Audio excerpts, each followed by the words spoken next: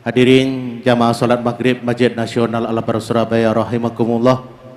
Kajian ba'da maghrib pada sore hari ini akan disampaikan oleh beliau Karam Bapak Profesor Dr. Kiai Haji Muhammad Ali Aziz MAG dengan tema 40 bonus besar melalui sholawat. Untuk itu kepada beliau kami persilahkan. Tes. Assalamualaikum warahmatullahi wabarakatuh.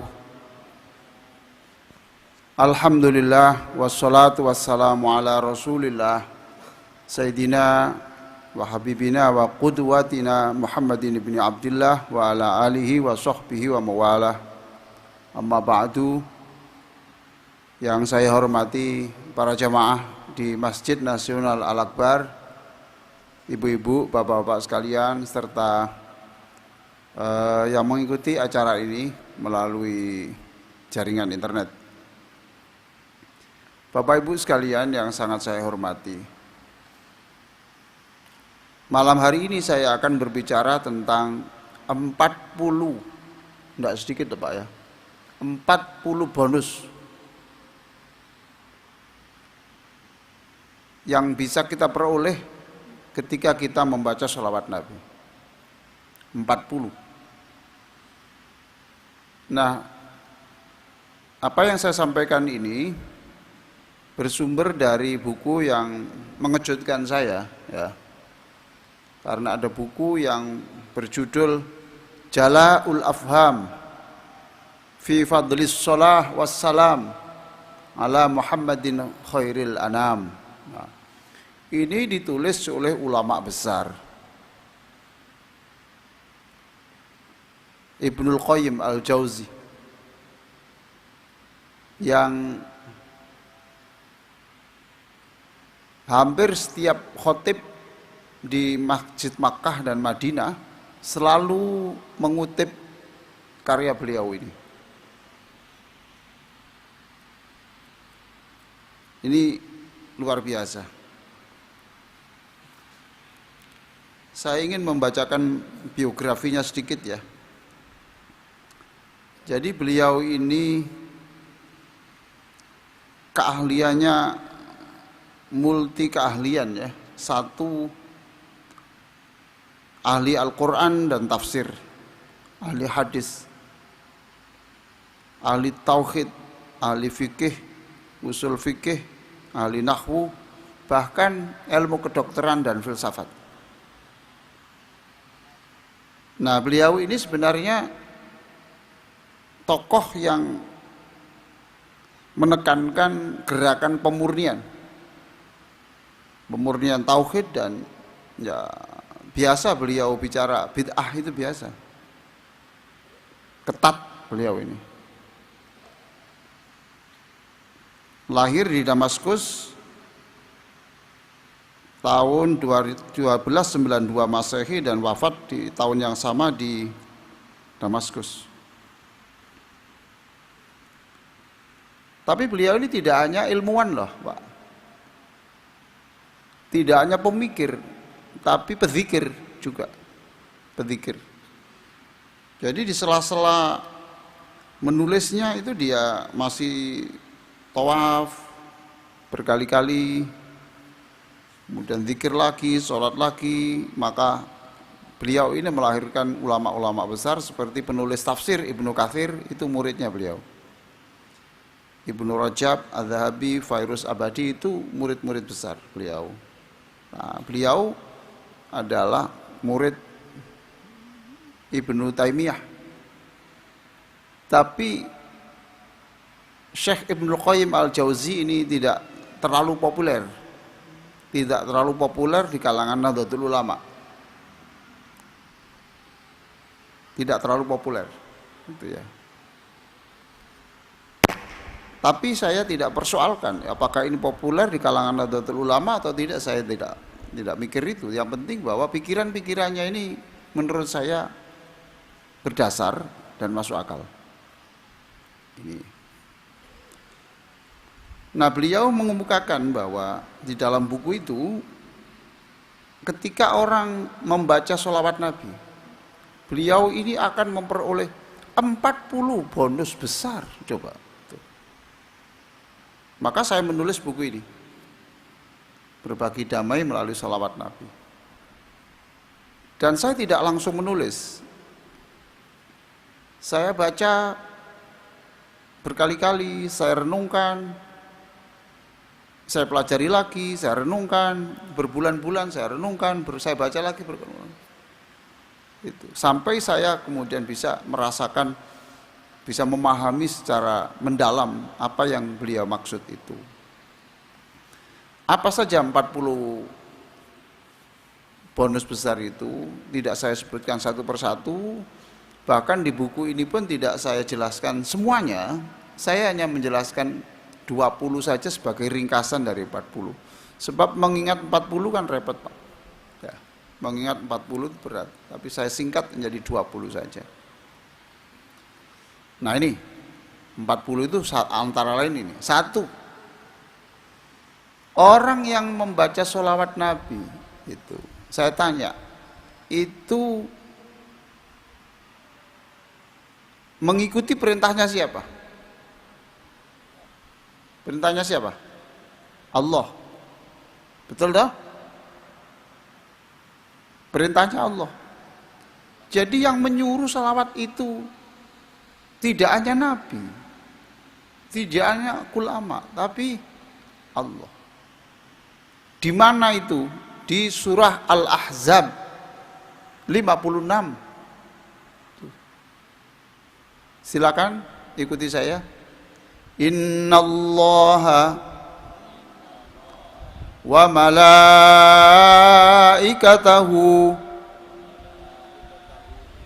yusalluna 'alan nabi ya ayyuhalladzina amanu sallu alaihi wa sallimu taslima. Inna allaha wa malaikatahu yusalluna ala nabi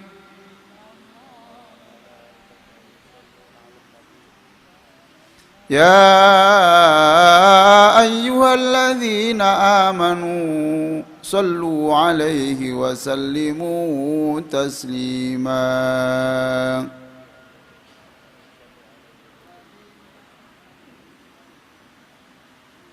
Ya, jadi satu ini karena jadi orang membaca sholawat Nabi itu berarti menjalankan perintah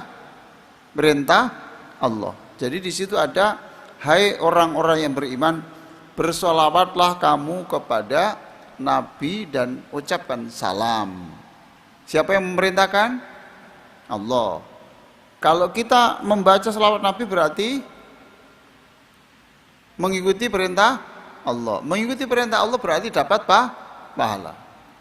Jadi diam-diam Bapak-bapak, Allahumma sholli ala Muhammad, itu berarti saat itu kita ini mengikuti perintah Allah, perintah Al-Quran.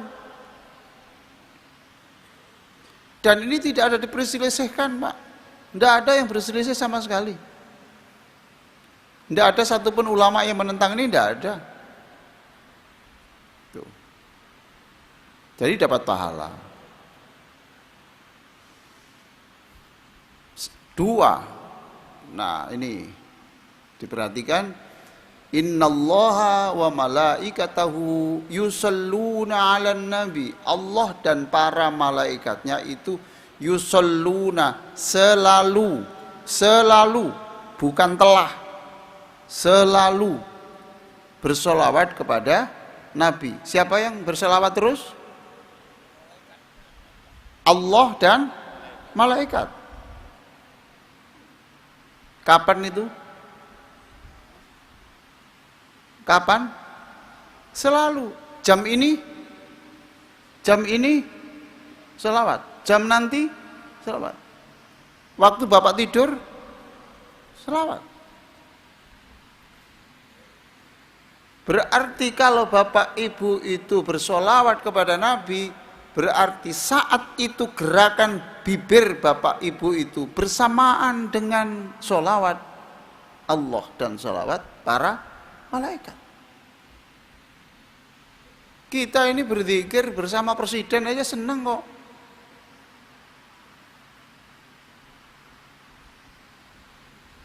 Bernyanyi ojo dibandingke bersama presiden aja seneng kok. Viral kok. Kita melebihi itu semuanya. Kita melebihi itu semuanya. Karena sholawat kita bersamaan dengan malaikat dan Allah. Inilah yang disebut sholawat itu menyatukan suara bumi dan suara langit. Maksudnya apa, Pak? Menyatukan suara bumi, suara langit itu apa? Suara panjenengan kan di bumi, ya toh? Suara malaikat kan di langit. Sambung. Tuh. Nomor 2 ya, Pak ya. Nomor 3.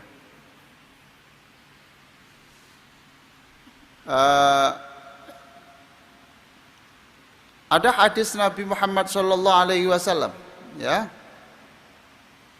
Man shalla alayya sholatan sallallahu alaihi biha asyra. Ulangi saya. Man shalla alayya sholatan sallallahu alaihi biha asyra. Nah, artinya siapa yang membaca sholawat kepada aku, kata Nabi, maka Allah membalas 10.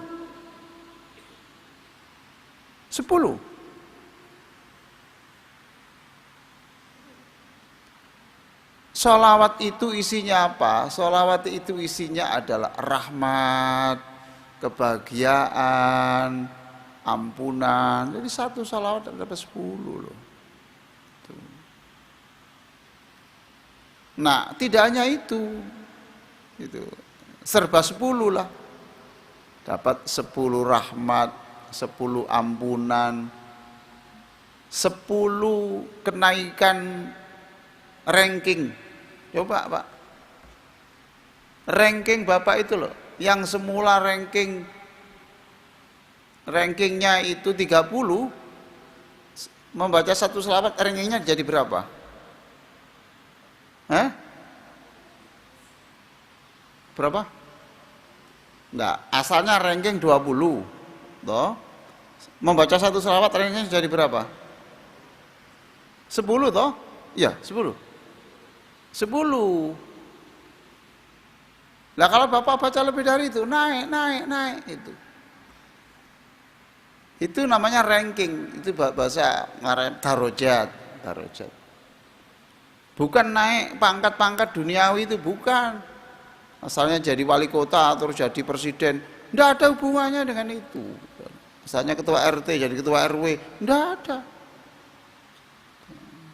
Asalnya sekretaris kecamatan menjadi camat, enggak. Ini maksudnya itu ranking kemuliaan. Ranking kemuliaan. Nomor berapa tadi? 3 toh? 3. Nah, sekarang ada orang mengatakan selawat itu yang berlebihan itu seperti mengkultuskan Nabi. Ya, betul deh. Ya, gitu, ada kan gitu toh? Berlebihan. Maksudnya berlebihan itu apa?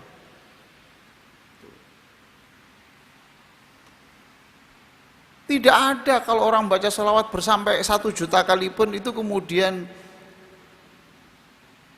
menjadikan Rasulullah pamornya lebih tinggi dari Allah, itu tidak bisa. Logika itu dari mana?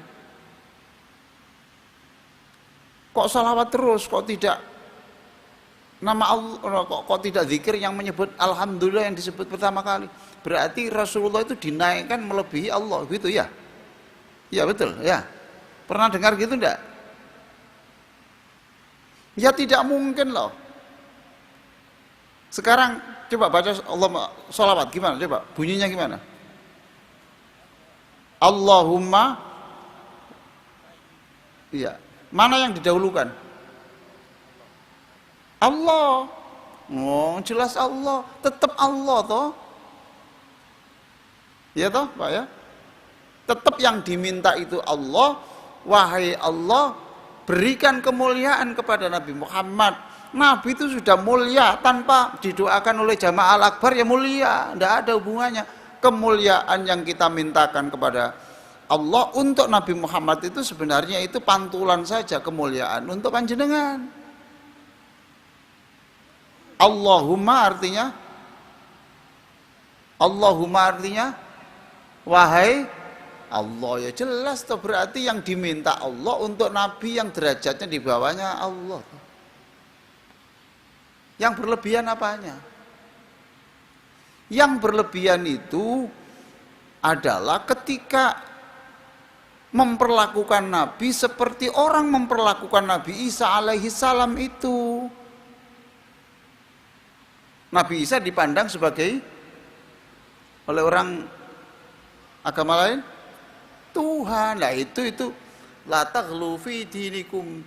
Janganlah kamu berlebihan untuk dalam beragamamu. Itu ayatnya berbunyi adalah seperti orang Nasrani menjadikan Nabi yang mestinya itu derajatnya seperti Nabi dilebihkan menjadi derajat sebagai Tuhan. Tidak masuk akal. Tidak masuk akal. Yang kedua, coba Bapak syahadat, semuanya bersyahadat. Asyhadu an la ilaha illallah wa asyhadu anna Muhammadar Rasulullah. Salawat itu menggabungkan itu, berarti salawat itu adalah menguatkan tauhid kita. Tauhid kita. Nah, mengapa salawat itu kemudian dimuliakan? Sebab orang membaca salawat kepada Nabi itu berarti lebih sering menyebut Nabi, lebih sering menyebut Nabi, lebih sering menyebut Nabi, lebih sering menyebut Nabi, maka berarti orang itu dalam proses yang panjang, orang itu berarti lebih dekat kepada Nabi, lebih dekat kepada Nabi, lebih dekat kepada Nabi. Iya toh Pak ya? Tuh. Lebih dekat apanya? Bukan posisinya saja, tapi lebih dekat akhlaknya. Coba kalau Bapak Allahumma sholli ala Muhammad, berikan sholawat kepada Nabi Muhammad, lalu Bapak dalam hati ya Allah, saya ingin akhlak saya seperti Nabi. Coba, ya Allah, jadikan saya ini kalau jadi suami seperti Nabi itu, jadikan istri saya seperti istri Nabi. Doa lagi, Allahumma sholli ala Muhammad. Kapan ya Allah saya engkau beri kesempatan untuk menginjakkan kaki di bumi tempat kelahiran Nabi. Asik sekali toh. Allahumma sholli ala Muhammad. Kapan Nabi ya Allah saya dan istri saya, anak saya, mertua saya, bapak saya bisa membaca sholawat di dekat makam Nabi. Allahumma sholli ala Muhammad. Hati kita itu, ya Allah, saya ingin dengan membaca salawat Nabi ini akhlak saya semakin baik seperti Nabi, lalu engkau izinkan aku ini bisa berkumpul di surga bersama orang tua saya, bersama istri anak saya di kuburan di mana di surga bersama Nabi. Nah, jadi kita itu, otak kita itu menjadi selalu ada keinginan meniru Nabi.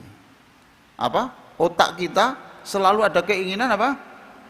Meniru Nabi.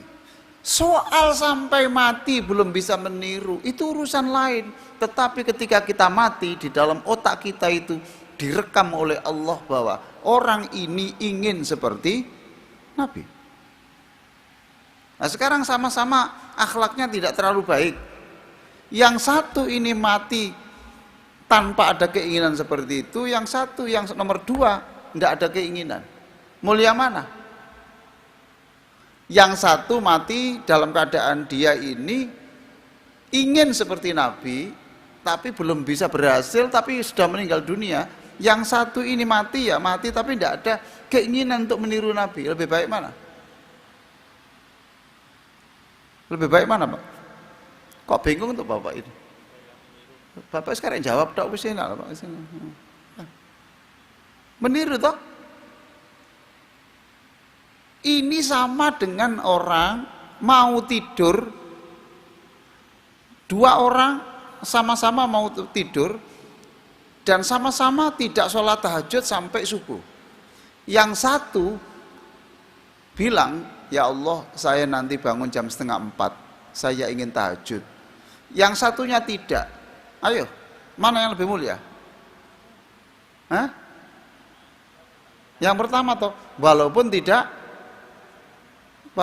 sholat tahajud, tetapi dalam posisi tidur itu otaknya sudah direkam Allah, orang ini orang baik, ingin. Jadi kita itu jadilah orang yang punya keinginan yang banyak, yang baik-baik itu. Andai kan kita tidak melakukan pun kita sudah diberi poin. Tuh. Ada orang yang setiap lewat pantai, di sini pantai yang terdekat di mana?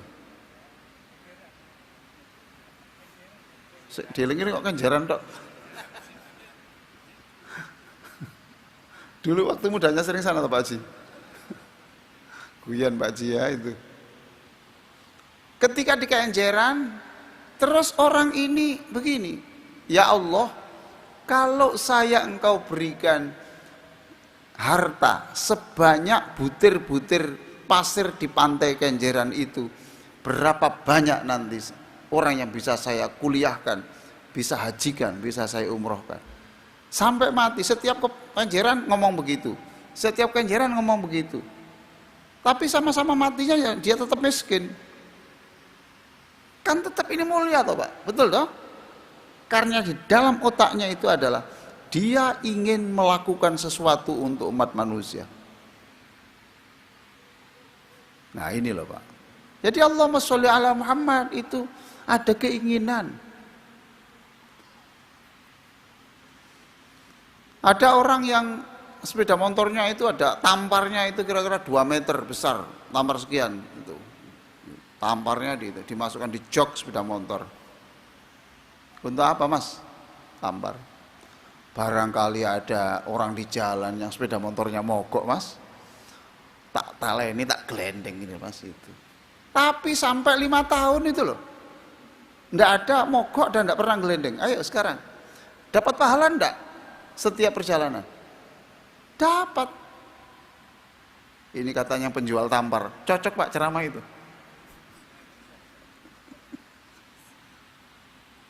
Betapa kita ini menjadi orang mulia itu diinstal otak kita itu dengan beberapa program yang itu. Jadi kita setiap membaca salawat itu ya, Allahumma sholli ala Muhammad, kemudian ya Allah, Nabi itu kan cahaya, berikanlah cahaya Nabi Muhammad itu untuk seluruh penghuni kuburan itu, supaya malam ini tidak gelap ya Allah, karena ada cahaya Rasulullah, nur. Nah gitu, senang. Sudah. Soal lagunya itu kan urusannya Bapak toh. Ada yang sholawat Nabi dengan lagu lir ilir ya. Gimana itu Pak? Pak Haji? Apa itu? Yang lir ilir itu? Sholatullah, ya toh? Ya betul toh, itu ada toh? Ya. Sholatullah, salamullah ala Rasulillah, sholatullah ala yasin habibillah, ala yasin habibillah. Kan indah sekali toh. Jadi sholatullah, salamullah, sholawat dan salam Allah. Itu berarti shollu alaihi wasallimu taslima ala toha Rasulillah, kepada Rasulullah utusan Allah yang kadang-kadang dipanggil dengan nama Toha. Sholatullah, salamullah ala yasin habibillah, salawat dan salam untuk kekasihnya Allah yang kadang-kadang dipanggil dengan panggilan Yasin. Tuh. Lagu apa lagi? Lagu apa lagi? Apa? Apa? Jibril. Ya enggak apa-apa juga toh. Loh, Bapak kok tahu Jibril melakukan itu? Sallallahu ala Muhammad sallallahu alaihi wasallam sallallahu ala Muhammad sallallahu alaihi. Orang mengatakan, kenapa kok tidak baca Quran saja? Loh, ini ngamalkan Quran loh. Iya tahu Pak? Ini ngamalkan Quran. Tuh. Ya tentu tidak ini saja ya, saat-saat tertentu itu. Baca Quran, saat tertentu salawat Nabi. Ada lagu apa lagi? Burdah. Oke, burdah. Oke, yang ini ya. Sholli wa sallim iman ala Ahmada Sholli iman ala Ahmada wal ali wal ashabi man qad wahada wal ali wal ashabi man qad wahada. Ayo sama-sama. Sholli wa sallim daiman ala Ahmada Sholli daiman ala Ahmada wal ali wal ashabi man qad wahada wal ali wal ashabi man qad wahada. Coba artinya ya, sholli wa sallim daiman ala Ahmad. Berikan sholawat dan salam kepada Nabi yang kadang-kadang dipanggil Ahmad itu selamanya. Nah sekarang saya tanya, kalau kita membaca sholawat kepada Nabi selamanya sampai hari kiamat, berarti Bapak dapat apa dari Allah? Bapak dapat apa dari Allah? Pahala. Dan juga tadi kan 10 toh? 10 toh? Kapan itu? Kapan? Ya selamanya. Karena kita itu kan siapa yang membaca sholawat 1 diberi 10. Oke? Nah sekarang saya minta, ya Allah berikan sholawat kepada Nabi selama bumi ini berputar. Berarti selama bumi berputar, Allah merahmati orang itu. Paham toh? Oke. Lanjut. Ya. Wal ali wal ashabi. Berikan sholawat juga kepada Ali. Ali itu keluarga. Wal ali keluarganya Nabi. Berarti yang kita mintakan sholawat siapa? Nabi dan keluarganya. Berarti Allah memberi sholawat 10 kali itu tadi kepada siapa?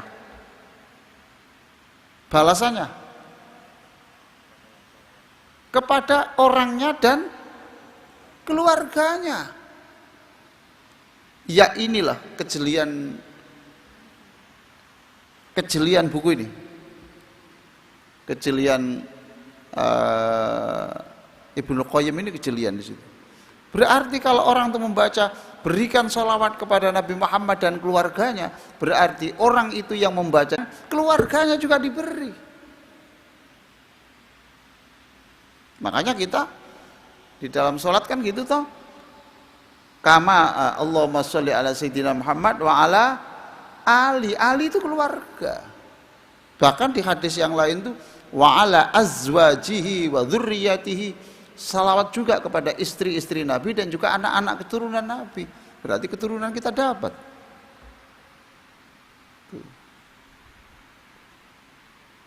Jadi kita dapat 2. Oke, ada juga sholawat yang sekarang dilakukan dengan kolam dalam ikan.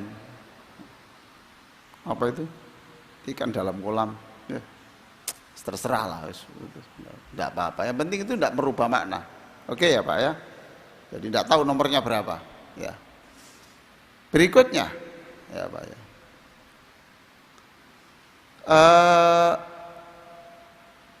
Orang yang membaca sholawat itu yang mendoakan siapa? Kita mendoakan siapa? Mendoakan siapa? Sholawat itu. Masuk sedekah apa enggak? Saya mendoakan panjenengan, saya sedekah enggak? Pak, saya doakan putra Bapak nanti lulus cum laude. Saya sedekah apa enggak? Sedekah. Kalau saya salawat pada Nabi berarti saya sedekah kepada Nabi.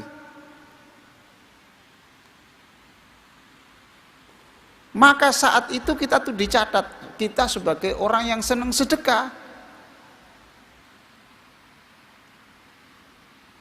Berarti kita dicatat sebagai manusia yang senang bersedekah.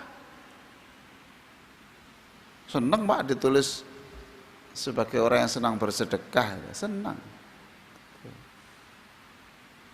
Karena sedekah. Lalu kalau kita membaca selawat banyak terus sampai lupa, sampai meminta untuk kepentingan dirinya itu tidak banyak. Kita membaca selawat mungkin 100, 200 kali sampai kita itu tidak ada permintaan yang minta sembuh, ndak, minta ini, ndak, pokoknya sholawat Nabi. Berarti kita mengutamakan siapa? Mengutamakan siapa? Rasulullah. Dipuji lagi Pak, dapat kemuliaan lagi, dicatat sebagai orang yang mementingkan Rasulullah di atas kepentingan dirinya sendiri. Hebat ini. Ndak ada Pak buku yang menjelaskan selain buku Jala'ul Afwam. Udah. Kemuliaan lagi. Ada hadis Nabi an Fadalah bin Ubaid radhiyallahu anhu qala, Fadalah bin Ubaid bercerita, sami'a Rasulullah sallallahu alaihi wasallam rajulan yad'u fi salatih lam yumajjidillah subhanahu wa lam yusalli ala nabi sallallahu alaihi wasallam. Ada seorang sahabat didengar oleh Rasulullah, orang ini berdoa tidak membaca hamdalah, tidak membaca salawat Nabi itu. Lalu Nabi komentar, orang ini mau kemana? Doa kok tidak pakai didahului dengan salawat Nabi. Thumma da'ahu faqala lahu aw li ghairihi. Kemudian orang itu dipanggil Nabi, Mas, sini. Tuh. Sini, gitu. Idza shalla ahadukum falyabda bi tahmili rabbih subhanahu wa tsana'i alaihi thumma yusalli ala nabi sallallahu alaihi wasallam thumma yad'u ba'du bima syaa. Gini Mas, kalau lain kali kalau berdoa baca alhamdulillah, baca salawat Nabi dulu ya, baru kamu meminta apa saja. Ini berarti salawat itu adalah pesawat sayap yang bisa menerbangkan doa itu ke langit yang tertinggi.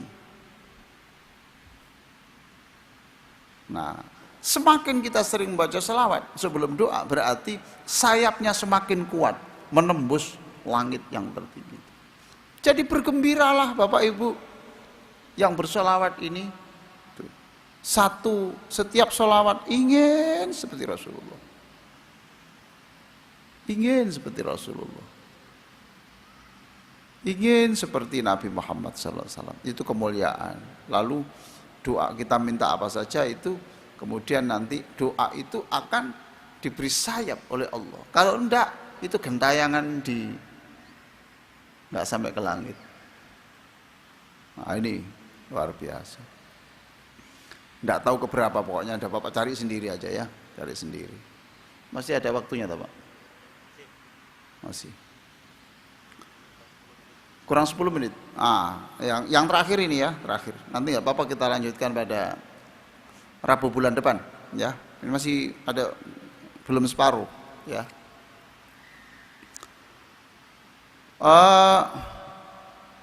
Orang yang membaca salawat, salawatnya itu besok seperti lampu ini, Pak ya, menyinari jembatan yang kita lewati di atas neraka itu. Terang, enggak gelap. Ini kemuliaannya. Ada sholawat burda itu, burda.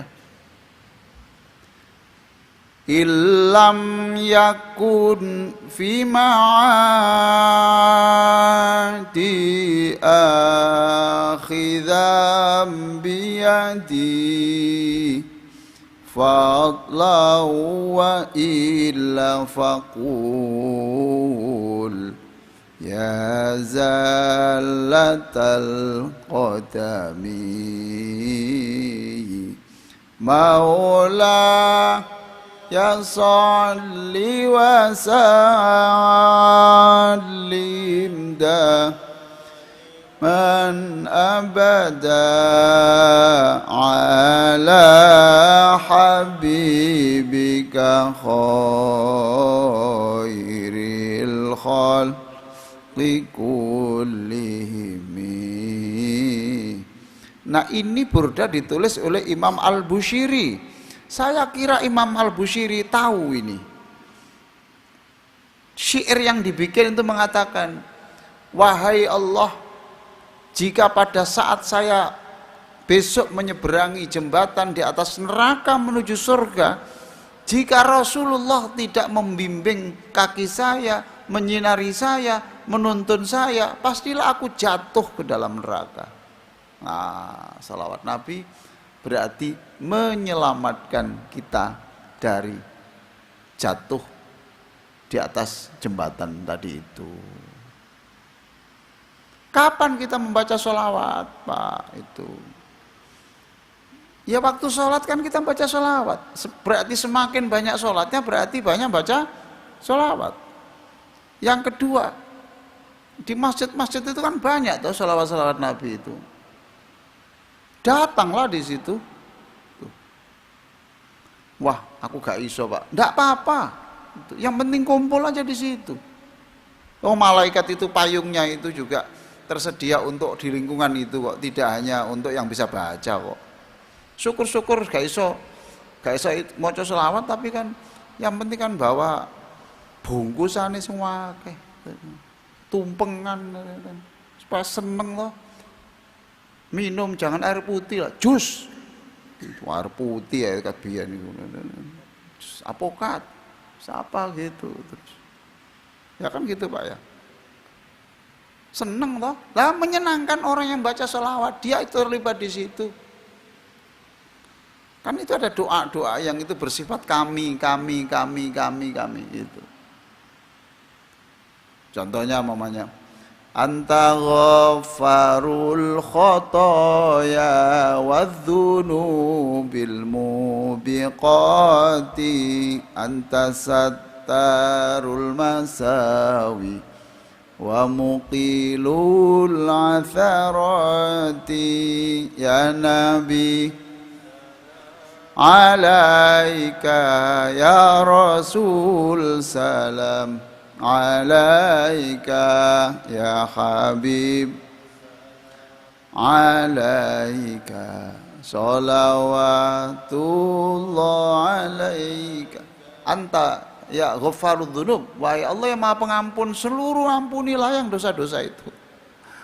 Nah, itu kumpullah di masjid-masjid itu, ikut bergabung di situ. Maka hormatilah, sayangilah mereka-mereka yang baca salawat itu. Jangan sinisnya saja. Alasan malah sholawat aja kok bikin pendapat yang aneh-aneh gitu ya. Itu. Sholawat gabunglah di situ Pak ya, gabung di situ. Anak-anak kecil bisa sholawat, Bapak rangkul di situ. Saya doakan nak ya, kamu jadi orang hebat nanti nak ya. Dilus kene nih, tangannya dikai duit 20.000. Ngene, semangat gitu. Tuh. Silakan ada pertanyaan-pertanyaan, silakan. Mungkin masih ada waktu berapa menit, Ustaz? 5 menit, silakan. Oke. Ini Pak. Yang bertanya.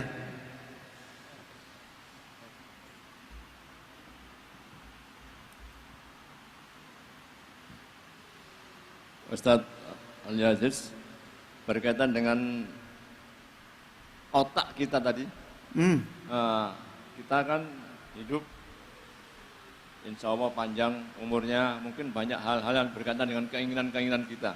Apa Pak? Keinginan-keinginan seseorang. Keinginan-keinginan. Ya. Bagaimana kita membiasakan diri untuk bisa kita punya program otak kita untuk membuat keinginan-keinginan yang bisa kita capai insya Allah. Gimana cara itu? Oke Pak, ini pertanyaannya bagus. Saya tahu Bapak sudah punya buku ini, sudah ya Pak ya? Sudah, tapi Bapak saya kasih lagi, enggak apa-apa. Ya, saya kasih. Sederhana loh Pak. Bapak bangun pagi, kira-kira sehari itu Bapak ingin apa? Coba Bapak, saya bangun pagi, hari ini nanti saya akan apa saja? Salat subuh berjamaah. Andai kan ditakdirkan habis salat subuh kan sudah sholat tuh. Apalagi Pak? Jalan sehat. Ya, jalan sehat supaya badan sehat. Ya, oke, bro. Goes. Apalagi Pak? Nggak ingin sedekah-sedekah gitu Pak? Sedekah. Ya toh? Iya toh? Apalagi? Itu Bapak. Nggak mesti duit Pak. Saya nanti akan telepon guru ya pernah ngajari ngaji saya itu. Saya telepon. Baik enggak Pak? Lah itu toh. Alhamdulillah dulu saya diajari ngaji, sekarang saya bisa baca Quran. Seneng enggak orang yang ditelepon itu? Seneng, berarti tahu terima kasih. Wes gak terima kasih, gak transfer, gak doa, wes buang wes. Loh, ya toh Pak. Nah, maka Bapak punya keinginan. Apalagi keinginan yang itu berarti Bapak sudah hari itu. Itu dalam jangka pendek ya Pak. Jangka panjang Bapak juga punya keinginan-keinginan yang lain. Dan itu harus dijadikan kebiasaan gitu loh Pak. Dijadikan kebiasaan. Itu saya ingin apa, itu saya ingin mengumrohkan keponakan saya yang jadi guru ngaji itu, yang selama ini tidak pernah diliput media, tidak pernah dapat apa-apa. Nah, itu bahkan rumahnya kecil, itu pun dengan kemiskinannya itu beli pohong, beli telo untuk direbus dibagikan itu.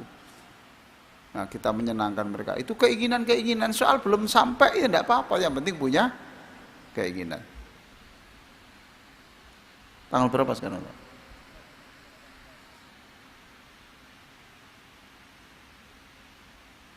Orang kalau sudah lupa tanggal itu tandanya sejahtera. Ada lagi silakan Pak. Oke. Sebentar, ini dari sayap Pak Haji. Dari sayap sini sudah, sayap sini. Itu loh.